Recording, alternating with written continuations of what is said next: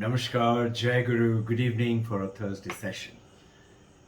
It is always beautiful, always nice to be a part of wherever you are and whoever you are, with, with your attention, with your thoughts, with your space. Space of what? Peace within your mind. We'll talk about a little bit about this. Have you noticed in the Western world and now in India too, and for quite some time, we are exploring space outside. One of the best space program is also coming up with India, and our one of the ex-president Abdul Kalam was the scientist on that. This space we are exploring outside, but we're forgetting to explore inside. So towards that, first seek the blessings. Yes, with my pranam namaskar to all of you divine devotees, to our mother, to Mahavatar Babaji, Krishna, Brahma Vishnu Maheshwara, divine mother, to our Gurudevas, Paramahansa Yogananda Yukteswar Giri Lahiri Mahasaya, Swami Sri Vivekananda, Holy Mother Sharada, Paramahansa Ramakrishna. Asato ma satgamaya, tamaso ma jyotirgamaya, mrityurma amritam gamaya. Om Shanti, Shanti, Shanti. Jai Guru. You know what is happening in our world of waking, dreaming, and deep sleep? We just think these are the three worlds in which we are existing, and they are the world. And we are making all kind of efforts to dive in deeper, to learn more, to know more about, in the Western world, it's the outer space. In India, it is the inner space. But those of you who are not familiar with it, what is this inner space? See, this knowledge, you have to know it, develop it through developing, understanding a concept called raga and dvesha of your mind. Raga, dvesha is detachment, raga is attachment. I like it, I love it, I can't do without it. New iPhone 14 is coming up. People are already dreaming raga. And you know how many attachments we have. And many of you are talking to me during our Sunday sessions. I look forward to seeing you there. That we have so many attachments. What do we do? How do we do? How do we develop that dvesha, detachment, vairag? See, it is with viveka. Knowing what is real, what is not real. This knowledge will develop vairag. Now with that vairag, you develop dvesha and detach from raga. How? By calming your mind. First is shama. And then controlling of your senses, dhamma, which will control your going outwards. And then titiksha, not giving up. I will not give up. And then delving into it more and more and more, uparati and samadhana, meditating on it. And then with what? With respect of the thousands of years old of the Maharishis of their research. So what are we doing now? We are doing like you do a potluck. You bring food, I love to bring food.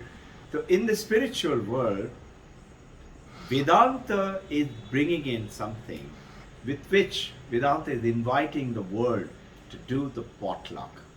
You bring your Western thoughts and ideas, and we will bring thousands of years old rishis and saints and come to a beautiful way of the modern world of the people, in which after we attain that, we have to do something.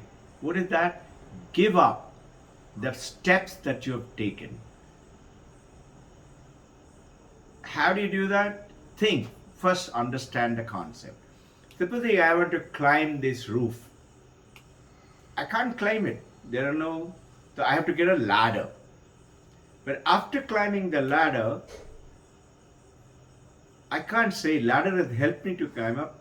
I'm going to now keep it with me. What does that mean? You say, of course, I'll keep the ladder somewhere. That's different. It is like, think, I'm doing a pole vault. Pole vault, big, huge, 10 meters height, 30 feet.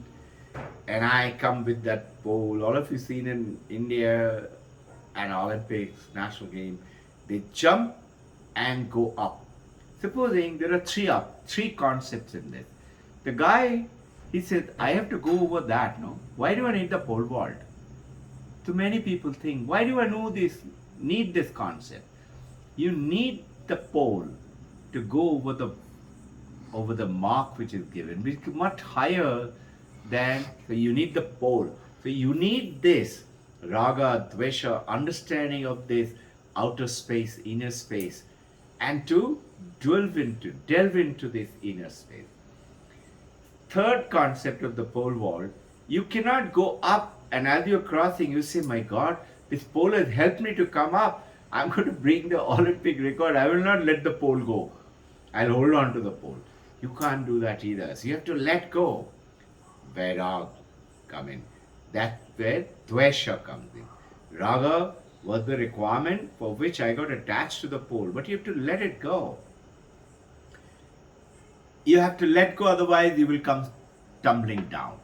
Third point, just think. I crossed the river with a nice boat. And the boat helped me so much to cross the river.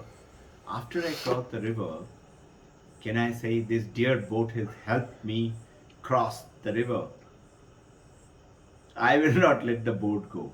I am going to carry the boat with me. And you make arrangement for the boat to go with you. Hey, you're only increasing that. That is where the dvesha has to come in. You understood the detachment has to come in. We cannot make a house on a bridge. Have you ever heard somebody making a house on a bridge? Bridge is to cross from one place to the other, one bank of the river to the other bank of the river. And that's why the bridge is. I don't build a house on a bridge. Now, with this understanding, what are we getting it? Now, think. Investigations have to be made with thousands of those earlier Vedantic thoughts. Vedanta is investigation, nothing else. Discovering of the world around. Awaken, dreaming, deep sleep, and titiksha. Those of you heard the fourth state, Mandakya Upanishad. Now, because we have awfully neglected this inner world, we just forget about it. Yeah, I was awake, I felt sleepy, I slept, I dreamt, I had a nice sleep, deep sleep, and we say that's it. That's what I am. Now I'm getting up, I have to go for work. Because of which we're suffering. And they're ill. What is the opposite of illness? Is wellness. You hear today many centers. Vedanta is saying not just little wellness of you and me. We want complete wellness for everyone, for the whole world. What is the message of the Vedanta? Vivekananda has given it to the Western world. What is it? Think. Preach into the mankind their inner divinity. So you and I need to understand that inner space, an inner divine space. Preach into the mankind. Let them know about it. That's the first line of Vivekananda. He said, my whole life can be summarized in these two sentences. First, preach into the mankind their inner divinity. Hey, you and I must learn more to do that and help the whole world to become peaceful and beautiful. And there was the second statement of his line is manifest it into every walk of life. When the moment you do that, you say, I know space, I can see space. Do we have inner space? Think, even an atom, nuclear, proton, neutrons, there is inner space in the between the nuclear, proton, and electron. There is space inside of you. Don't you say? Simple example. Unless I have space in my stomach, I can't eat. There is. Now comes in. So space is there inside the body. What about now space in the mind? Body we have space. We know. What about space in the mind? Just think. How much is the dimension of that space? You see dreams, and we just wake up and say, oh, it was only a dream. Lawrence of Arabia. All men and women dream. And wake up in the middle of the night and say, oh, I had a wonderful dream. Or I just had a dream. But Lawrence of Arabia, T.E. Lawrence is saying, dangerous are the men and women who dream during the day with their eyes open. Why dangerous? Because they make their dreams come true. You and I, whatever we have achieved till today, we have thought about it, we dreamt about it. But I'm getting into something else now, a touch of the dream world. We talked about it a bit on the last Sunday. Those of you attended, refresh it now. Think, is there space in my mind? Think. I see mountain, I see ocean, I see desert. I see you. How can a mountain come into mind? I have that much of space. What mountain? You can see space, galaxies, anything. Infinite space inside the mind. You and I have to explore that. This is what Vedanta talk about. Exploring for what? Bringing to that peace and the happiness of the fourth state. Awaken, Jagrat, dream, sleep, Swapna, deep sleep, Sushupti, and then Turiya, the fourth state. Turiya means fourth. Turiya is the light of the light. The moment you get into it and understand it, all your visions, thought, dreams will come true. Now, think, if the huge mountains and oceans and galaxies can you imagine what is the space inside the mind? You and I need to explore that space by being Shravanam, listening, Mananam, reading, asking questions, and then Nididhyasanam, meditating on it. I'll give you a small clue of the meditation and we'll talk more in detail. So basically,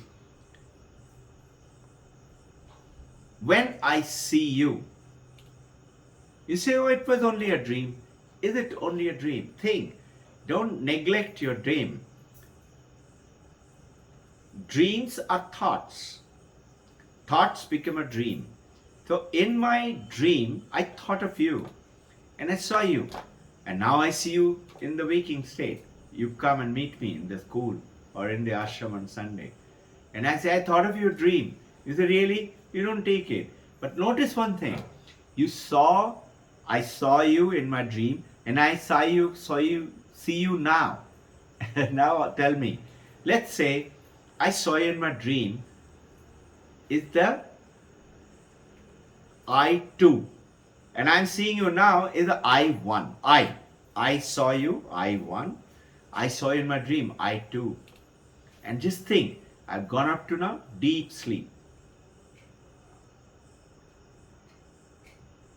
I don't see you, I don't see anything, I don't experience any thoughts. Let's call that I3. Now my question to you, that if thoughts could be imagined to be objects, the objects are becoming real, isn't it? So in your mind or in your dream, what you think and what you dream, they're not just to be thrown off, they're not to be neglected. You need to work upon them. Isaac Newton saw an apple fall. He thought and thought and thought and dreamt and dreamt and dreamt. And what happened? Forces of gravity. Till today, he is top physicist of the world. So now you will read the question, can thoughts become object? Now, there is in science sometimes proving difficult theorems. You make experiments, you make hypotheses, and then you bring data, and then you bring them together. And then supposing you are finding it difficult to prove, there is a word in Latin called reduction de absurdum. In science they use this, reduction de absurdum, meaning reduce that theorem, what you're talking about in science, to absurdity and start from the start, from the opposite side. I'm saying it's absurd. In Vedanta also you have like this. So asking this question, absurdity of the conclusion, we say first, you will say, prove it, thoughts are objects. So very simple. Think that thoughts are not object. Assume they're not object. Now see, in the dreams, I saw you. I saw the mountain. I saw Switzerland. And I see you. You will say, I saw dinosaur also, but I don't see. Listen, you may have seen a dinosaur picture. You may have seen a dinosaur book. Have you noticed ever, try this out. When before going to sleep you see a movie, first thing in the morning you see those scenes in your mind, don't you? As you wake up. So just like that. Now, that you see that I saw you and I see you now live in front of each other, they're not to be ignored. So, what is an object?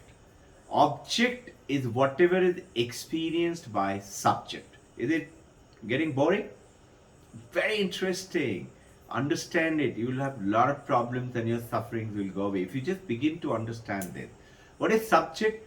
You and I, the drashta, the seer, is the subject. What is object? So what I see, drishya. Whatever I see in the world, whole world, universe is only subject and object. And subject is always one. That is I. I showed you I1, I2, I3. Look carefully. All of them not separate. They're all actually one. Now, think. When a subject sees, subject perceives, all that you have is a world filled with objects. In dream, I see you sitting. I see you now. So I saw the object in my dream. I see you now here. I may have seen in a picture. I may have seen in a movie. Whatever. So the Vedanta goes ahead and tells us, guides us, that our own thought had created the dream. And that dream, you can see it in reality if you work with it, with tenacity. Your vision, whether with your eyes open or with your eyes closed, in sleep, or with waking state. So the thought created by you in my dream is as I see you. In other words, what does it mean? It means in the waking state, I'm seeing you. And just think, I saw first an object, which was you, or a mountain. Now I see it. Who is this I there? You know now by now, this is our consciousness. The consciousness has the power to make I1, I2, I3 and the object in reality. So can I use this consciousness in my life to make my dreams come true? Aladdin Wonderlamp. What Vedanta is saying, you are that Wonderlamp. It's within you. It's not a theory. It's not religion. Vedanta is not a theory, not religion. Vedanta is metaphysics, not theology. It is not metaphysics. It is not theology. It is not philosophy. It is just an investigation to find out the reality. For what? Remove our suffering. Suppose thoughts also vanish in dream. What happened? You went into deep sleep. So Vedanta is asking you to analyze your daily experiences, and then not only just who is this I, also go ahead and say, think. There are certain names called Mahakasha. This world that you see, the sky, the sun, the building, the house, your partner, your friend, your children, called Mahakasha. Where is the object? Chittakasha is the mind space. And then there is something else called Chidakasha. It's the consciousness space with which you are seeing the objects in your Chittakasha. Little names, difference, etc. It is called Mahakasha, called Bahir Prajna, Sanskrit. And Antaprajna is the one under. Now, who is seeing it in the deep sleep? It's the consciousness without seeing anything. No seeing of an object, no seer, no subject, no object. But you still know that I had a beautiful sleep, deep sleep. Try and understand this. The capacity to divide itself as the consciousness into subject and object, and also just go into a deep, no subject, no object. This is one, I1, I2, I3, all are one consciousness. A tremendous power. If I can utilize it in the real world, just imagine what power do I have. Now, how do I do it? How do you train? How do you make the elephant do what you want? Train the elephant. How do you train the elephant? Listen carefully, work with it, ask questions, study some, practice it, reflect on it, this thought. And then Nididhyasana, meditate on it, meditate on it. How do I do that? How do I make my meditation? The moment I sit down, thousands of things happen in my mind. So Arjuna is telling Krishna in chapter 6, Krishna, whatever you're telling me about meditation, it doesn't work. My mind is like a wind. It's always going here and there. Same thing happens to you and me. Beautifully explained by one of the great saints. He is writing 10 principles. I'll talk to you more about it. And this says, first is 10 principles. One is very simple, abhyasa. Don't miss a day of practicing meditation. Practicing these Shravanam, Mananam, Nididhyasana. Practice meditation. Second is a fixed time, and third is a fixed place. Don't forget, fixed time, fixed place. So the mind automatically starts to become calm down. Avoid bad thoughts. How do you do that? I'll give you some tricks on the Sunday. How to avoid those bad thoughts. And then avoid, very important, bad company. There is a beautiful statement. If the thieves are coming, if the gundas are coming and troubling you at home, start keeping company instead of with them, keeping company with the police. The moment they see police guys and the sub-inspector with you, the bad company will run away. Good thoughts, replace them with good thoughts. And then practice asceticism. Asceticism is good thinking, kindness, love, compassion for people in your family, in the world outside. And always try to help other people. Not try to help myself. It will automatically come to you. And have a sense of vastness of that mind which is within, the vastness of this universe. We think what? I'm so small. So somebody challenged Vivekananda in America, 1893. Swamiji, you're trying to hypnotize us. We know we are small. We have a little body. We have a little name. We have sickness and disease and headache and backache. And you're telling us we are infinite. Like the message I'm trying to give you. Vedanta is telling you are. Vivekananda said no. He smiled. He said, I'm not hypnotizing you. You are hypnotized already. I'm de-hypnotizing you. You are hypnotized what? You and I think. The moment somebody has, Robbin Ghosh here. I said, yeah. Who's that? This me. Where is Robbin Ghosh? I say, come on, this is me. Can't you make out? This is me, Robbin Ghosh, name, form, and my function. But this is not Robbin Ghosh. Vedanta is saying there is something beautiful. How do you discover? Devotion and knowledge. Knowledge, devotion, karma yoga, good work, and practice this meditation, breathing and technique. And then spiritual your life, divinely spiritual your life. And then, very good, 18 and be with holy people, holy company. That's what we do on Sundays. All of you, there's a great holiness. Now, you will say, but Paramahansa Ramakrishna, Vivekananda, Jesus Christ, Muhammad, Mahavir Jain, Guru Nanak, Guru Gobind Singh, or Babaji is not there. No, that's what you and I think it is not there. What is not there? Their body is not there. Hey, Jesus Christ is not dead. Mother Teresa is not dead. Vedanta is not dead.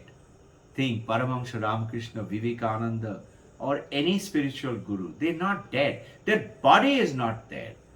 And this is what Vivekananda said, last message, that I may be leaving this body, but I will continue to work with everyone till everyone realizes their infinite vastness of the potential, of the power within. Everybody realizes God does exist. Divinity within recognizes them. I wish good luck till we meet on Sunday. Jai Guru, may all your prayers and wishes come true. Jai Guru.